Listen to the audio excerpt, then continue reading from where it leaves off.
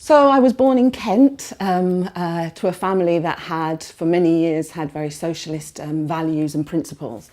My father was a trade unionist in the NGA, the printing union, and I remember as a teenager spending Saturday afternoons stood outside supermarkets collecting for miners' wives and families during the miners' dispute.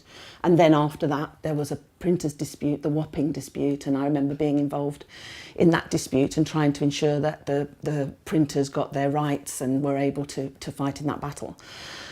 As I got older and I had the chance to move into work, I actually ended up setting up a college in Tottenham, in North London, to try and help people from the very deprived parts of Tottenham, Broadwater Farm, some of the estates where there had been rioting years before.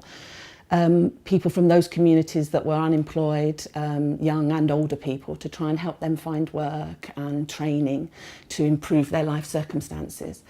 So that gave me a really strong feeling that I wanted to do more in that area of work, and I was very privileged to be offered a position at the British Red Cross, where I set up a refugee and asylum seeker project when I moved to Peterborough, to Oundle many years ago.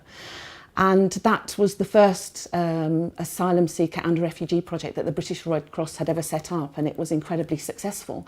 After that, I felt that really it was important that I tried to get work in an area where I could work with all the different communities across the city. So I ended up getting involved in the voluntary sector and working to try and bring lots of different communities and lots of different cultures, backgrounds, ages, people that have different interests, to try and bring them together to try and make the city a better and more cohesive and harmonious place. And in 2009, I was very honoured to be awarded an MBE for my services to the city of Peterborough in trying to make that happen.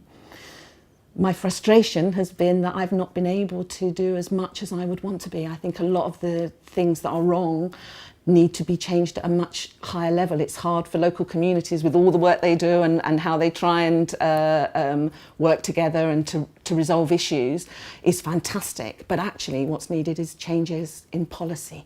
You know, there needs to be more investment in public services for people. There needs to be more recognition that people need to be getting the right wages for the right jobs that they're doing.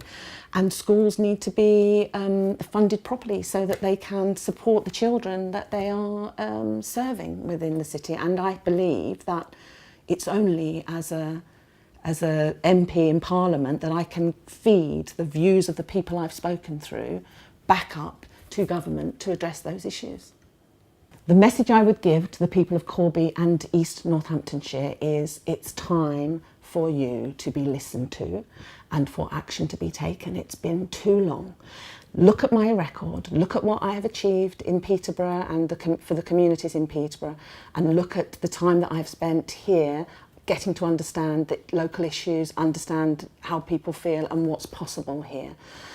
Believe that I am passionate about making sure that this area has all of the opportunities and choices that they should have, and that I will make that happen for them.